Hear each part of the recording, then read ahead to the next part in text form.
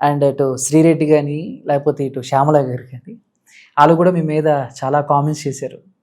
So, ఒక రకంగా చెప్పాలంటే కొంచెం అంటే శ్యామల గారిని పక్కన పెట్టేస్తే శ్రీరెడ్డి గారైతే ఇక బూతులే. సో, రీసెంట్‌గా కూడా విన్నాం అరెస్ట్ చేసే ఇది కూడా జరుగుతుందని చెప్పేసి. సో, ఏంటి ఏమంటారు? అలాంటి వాళ్ళకి జైలే కరెక్టా? ఇప్పుడు మనం మగాళ్ళ గురించి అంటే మనం ఏదైనా మాట్లాడొచ్చండి. వీళ్ళ గురించి కూడా మనం మాట్లాడి ఎందుకు వచ్చింది ఇవన్నీ అని చెప్పి ఒకసారి రాజమండ్రిలో ఫ్లైట్లో మేము వెళ్తున్నాం. రాజమండ్రిలో ఆమె కూడా ఫ్లైట్ ఎక్కింది. నమస్కారం బుద్ధి గారు బాగున్నారండి, బాగున్నారు అంతే. ఎవరు? శ్రీరెడ్డి గారు. అంతే. ఓ సినిమాలో అప్పుడెప్పుడో చాలా సంవత్సరాల క్రితం. ఇప్పుడు ఈవిడ మాట్లాడిందంటే శ్యామల గారు మాట్లాడటం అనేది కరెక్ట్ కాదు. ఒక గుంట నక్క, ఒక ఇది ముసలి నక్క, అది ఇది అని అనటం తప్పు. అది ఆవిడేదో వ్యంగ్యంగా ఏదో మాట్లాడి మళ్ళీ మనం వచ్చేస్తున్నాం అనుకునే ధీమాలో ఉందేమో. కానీ ఆవిడే అసలు ఎప్పుడు పాలిటిక్స్లో కానీ ఎక్కడే ఉద్యమంలో పాల్గొనడం కానీ ఏమీ లేవు. ఏదో వచ్చారు, ఇచ్చారు, డబ్బులు తీసుకున్నారు, అక్కడి వరకు నువ్వు మామూలుగా ఉంటే పోయేది. మరి అవాకు జవాకులు మాట్లాడితే ప్రజలే చెప్తారు దానికి పరిష్కారం, ఇండస్ట్రీ చెప్పుద్ది. సార్ లాస్ట్కి ఇంకో క్వశ్చన్ సార్. సో ఏంటి మీడియా మీద మీకున్న ఒపీనియన్ ఏంటి? అంటే చాలామంది ఈ యూట్యూబ్ ఛానల్స్ మీరు ఇంటర్వ్యూలు ఇవ్వటం, లేకపోతే మీరు మాట్లాడింది ఒకటైతే ఇంకొకలాగా పెట్టడం, ఎవరో ఫోటో తీసుకొచ్చి మీ ఫోటో పక్కన పెట్టి ఏదో సంథింగ్, ఈ తమ్నెల్స్ వల్ల కూడా చాలా ప్రాబ్లమ్స్ వస్తున్నాయని మీ ఆర్టిస్టులు చాలా చాలా వరకు చెప్పారు, బాధపడ్డారు. రీసెంట్ గా కూడా రాజీవ్ కనకాల గారు అండ్ శివబాలాజీ గారు అండ్ మంచు విష్ణు గారు కూడా రియాక్ట్ అయ్యారు. సో మీరు ఏం చెప్తారు దానివల్ల? ఎప్పుడైనా మీరు ఎఫెక్ట్ అయినా? ఇప్పుడు నా ఉన్నాయండి. ఇప్పుడు ఏదో ఇప్పుడు పాలిటిక్స్ అన్నాక వైసీపీలో ఉన్నప్పుడు టీడీపీని మాట్లాడవచ్చు, జనసేన మాట్లాడవచ్చు, తర్వాత ఇటు జనసేనకు వచ్చాక అటు మాట్లాడదు. పొలిటీషియన్ అది, పొలిటీషియను మాట్లాడతాడు, దాంట్లో నిబద్ధత ఉంటుంది ఒకటి. అవి ఎప్పుడో జరిగిపోయినాయి అన్నీ తీసుకొచ్చి మళ్ళీ ఈ మధ్య వేరే వాటిలో వేయటం, ప్లస్ ఏదో తమ్నైల్స్ వేయటం. సరే ఇవన్నిటికీ ఏదో సైబర్ సెల్ అని ఏదో పెట్టారు, దాని మీద మీరు కంప్లైంట్ ఇవ్వండి, మీ పర్సనల్ డ్యామేజ్ జరిగితే మటుకు వి విల్ లుక్ ఆఫ్టర్ అని చెప్పి. ఎప్పుడైనా ఫ్యామిలీ ఎఫెక్ట్ అయ్యిందా సార్ మీ తమ్లైన్స్, మీ న్యూస్? అవి యూట్యూబ్ ఛానల్లో ఒకటి మేమేంటంటే రీల్స్ చేసే అలవాటు వైఫ్కి. ఇది ఏదో వైఫ్ ఏదో భోజనం చేస్తున్నప్పుడు ఏదో పెడితే దాని మీద పన్మంతో ఎవడో రీసెంట్ చేశాడు దాని మీద ఇంకొక అతను కూడా చాలా వల్గర్గా మాట్లాడాడు. So we have given all the evidence to Cyberabad కమిషనరేట్కి. వీ హ్యావ్ గివెన్ మొత్తం అన్నీ ఇచ్చారండి మొత్తం.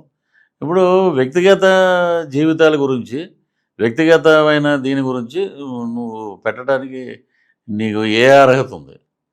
దాని మీద నువ్వు బతుకుతున్నావా ఏంటి అనేది దాని మీద సైబరాబాద్ వాళ్ళు సెల్ ఉందండి సపరేట్గా, మేము చూస్తూ ఉండదు. మా నుంచి కూడా కొన్ని వెళ్ళి సార్. అంటే ఎలక్షన్స్కి ముందు కళ్యాణ్ గారు 22 సీట్లు తీసుకున్నారు. అంటే మేము ముగ్గురం కలిసి వస్తున్నాము అని చెప్పేసి ఆ సీట్లు ఇచ్చినప్పుడు కొంతమంది చాలా రకాలుగా కామెంట్లు చేశారు. అవును, ఇదేంటి ఎంత కష్టపడితే నువ్వు తీసుకొచ్చింది 22 సీట్ల. సో చాలా రకాలుగా కామెంట్లు. ఆఫ్టర్ ఎలక్షన్స్ తర్వాత అండ్ అసలు ఇప్పుడు వరకు చరిత్రలో ఎక్కడ లేని విధంగా 100% స్ట్రైక్ రేట్తో ఆయన గెలిచారు. సో జనాల కామెంట్లు ఇవన్నీ కూడా ఆయన ఫేస్ చేసుకుంటూ ఆ గెలుపు మీరు ఎలా చూస్తారంటే 2019లో చూసుకుంటే ఉన్న రెండిట్లో ఓడిపోయారు ఆయన. ఇప్పుడు చూసుకుంటే 100% స్ట్రైక్ రేట్. సో ఎక్కడ అంటే కళ్యాణ్ గారికి గెలవడానికి ఇది మెయిన్ అనేలాగా మీరు అది ఆయన మొత్తం రాష్ట్రం మొత్తం ఆయన తిరిగిన ఇది ప్రజల నుంచి వచ్చినటువంటి ఒక బ్రహ్మాండమైన మార్పు, అవన్నీ ఆయన ప్రతి మీటింగ్లో గమనించాడు. ఇది పవన్ గారి స్క్రిప్ట్, ఇది దేవుడి స్క్రిప్ట్ అంటే ఇదండి. ఆయన చూశాడు 21 అసెంబ్లీ, 2 పార్లమెంటు, స్ట్రైక్ రేటు 100%, మొత్తం ఢిల్లీ రాజకీయాలను కూడా కదిలించింది. సో అది జనసేన పవరు, అది పవర్ ఆఫ్ కొణిదెల పవన్ కళ్యాణ్. ఒక మాట అన్నాడు ఆయన, నిన్ను పాతాళానికి తొక్కకపోతే నా పేరు కొణిదెల పవన్ కళ్యాణ్ కాదన్నాడు. అదే జరిగింది. ప్రజలు విశ్వసించారు, నాయకత్వ లక్షణాలు ఈయనలో ఉన్న ఈయనే కావాలి మనకి అన్నారు. ఈ రోజున పిఠాపురం వెళ్ళి చూస్తే అద్భుతంగా ఉందండి. ఎక్కడ చూసినా బ్రహ్మరథం పడుతున్నారు. ఇదే పిఠాపురం. నేను అనుకున్నా మొన్న వెళ్ళి, ఇదేంటి ఇలాగ రోడ్లు ఇలాగ వచ్చినాయి ఏదంటే, అది ఒక విజన్ ఉన్నవాడు రాజకీయాల్లో ఉంటే, ప్రభుత్వంలో ఉంటే అద్భుతమైన పరిపాలన ఉంటుంది అన్నది నిదర్శనం. సార్ మీరు ఎక్కడ సార్ మీ తాడేపల్లిగూడెం నుంచే పోటీ చేస్తారా ఒకవేళ నెక్స్ట్ టైం అన్న తాడేపల్లిగూడెంలో ఇప్పుడు మా వాడు బొలిశెట్టి శ్రీనివాస్ మాకు సీనియర్, అతను గెలిచాడు, బ్రహ్మాండం చేస్తున్నాడు. చైర్మన్గా ఉన్నప్పుడు, మున్సిపల్ చైర్మన్గా ఉన్నప్పుడు అద్భుతం చేశాడు. ఇప్పుడు ఇంకా బ్రహ్మాండం చేస్తున్నాడు. రేపు 2029కి మళ్ళీ అతను గెలుస్తాడు. సో అక్కడికి వెళ్ళమండి. ఎక్కడో చోట 175 నియోజకవర్గాల్లో ఎక్కడ నిలబడినా బ్రహ్మరథం పట్టి పవన్ కళ్యాణ్ గారి క్యాండిడేట్ ఇతనని గెలిపిస్తారు. సార్ అంటే ఎప్పటి నుంచో సార్ ఇప్పుడు టీడీపీ మన 2019 ఎలక్షన్స్కి అయితే చాలా వరకు కామెంట్లు వచ్చాయి, ఇక టీడీపీ పని అయిపోయింది అని చెప్పేసి.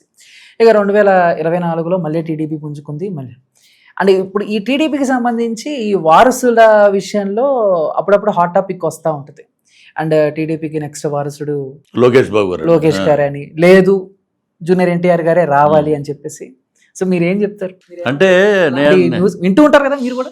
నేను అనేది ఏంటంటే అండి, ఇప్పుడు లోకేష్ గారు ఉన్నారు, గవర్నమెంట్లో ఉన్నాడు, ఆయన పాదయాత్ర చేశాడు, ప్రజల పట్ల తిరిగాడు, ప్రజల్లో ఉన్నాడు, ప్రజల కోసం పనిచేస్తున్నాడు ఆయన.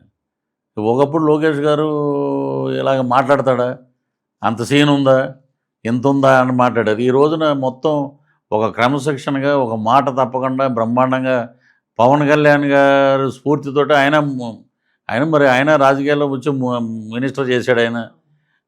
దాంతో ఇంకా అద్భుతంగా పరిపాలిస్తున్నాడు ఈ రోజున. మరి అటువంటి పరిపాలనా దక్షుడికి అవకాశం ఉంటుంది. ప్రజలు ఏమని కోరుకుంటారు, మనకి బ్రహ్మాండంగా పనిచేస్తున్నాడు ఇతను, నిలబడి ఏదైనా పెద్ద పోస్టుకు వస్తే అని. మొన్న ఎవరో కామెంట్ పెట్టారు, ఫ్యూచర్లో పవన్ కళ్యాణ్ గారు సీఎం అవ్వాలి, లోకేష్ బాబు సీఎం అవ్వాలి, మీలాంటి వాళ్ళు రాజకీయాల్లో ఉంటేనే అద్భుతం అని చెప్పి మన ఎవరో కామెంట్లు పెట్టారు. ప్రజల్లో అలా ఉంది.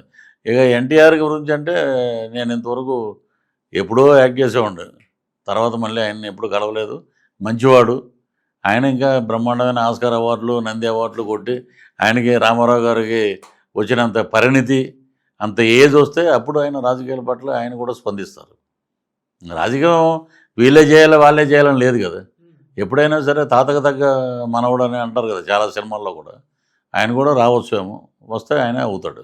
సార్ కళ్యాణ్ గారిని కలిశారు, లోకేష్ గారిని కలిశారు, బాబు గారిని కలవబోతు. బాబు గారు అమరావతి పర్యటనలో బిజీగా ఉండడం వల్ల కుదరలా. 10వ తారీఖున కలుస్తారు. సో ఏంటి సార్ బాబు గారిని కలిస్తే పృథ్వీ గారు ఏం మాట్లాడతారంటే, మీరు అది చేయాలి ఇది చేయాలి అని మీ డిమాండ్లు ఏమైనా ఉన్నాయా, కొంచెం స్టేట్కి ఏమైనా ఉపయోగపడేలాగా ఈ పనులు చేయాలి అని చెప్పి? నేను వెళ్ళి ముందు ఆయన కాళ్ళకు దండం పెట్టి, మీలాంటి విజన్ ఉన్న నాయకుడు ముఖ్యమంత్రి కావాలని ఆంధ్ర రాష్ట్రం కోరుకుందండి, మరలా మీరే అయ్యారు. మీ ఇదిలో మేము అద్భుతంగా ముందుకు వెళ్తుందండి రాష్ట్రం. ఎక్కడికి వెళ్ళినా చంద్రబాబు నాయుడు గారు అని అంటున్నారు మొత్తం. సో మిమ్మల్ని కలవటం మా అదృష్టం, ఆనందంగా భావిస్తున్నాం. నేను ఇంత మీ పార్టీకి కూడా నేను పనిచేశానండి, కూటమి అభ్యర్థులకు కూడా. అలాగే ఎస్విబిసి పదవి అడుగుతానండి. ఎందుకంటే ఒక వెంకటేశ్వర స్వామి గుడిలో వెంకటేశ్వర స్వామి బ్రహ్మోత్సవాలు కూడా లైట్లలో కానీ వాటిల్లో కానీ క్రిస్టియానిటీ ఎక్కువ ఇదిలో వెళ్ళింది. దాని మీద చాలా జరుగుతున్నాయి. నేను చేసిన వరకు ఎస్విబిసిలో చాలా మంచి పనులు చేశాను, నన్ను ఇలా చేశారు. కాబట్టి మీరు దయతెలిచి ఆ పోస్టు నాకు ఇస్తే, ఇచ్చినా ఇవ్వకపోయినా, ఇస్తే ఆస్కార్ అవార్డు అంటే, ఇవ్వకపోతే నంది అవార్డు ఇస్తే ఏంటంటే మంచిని గౌరవించారు, ఇదిరా చంద్రబాబు గారు అని మేము చెప్పుకుంటాం గౌరవంగా. ఆంధ్ర రాష్ట్రం మొత్తం, ప్రపంచం మొత్తం చెప్పుకుంటుంది అని వెళ్ళి ఆయనతో మాట్లాడి ఒక ఫోటో దిగి వచ్చేద్దాం అనేది. ఓకే.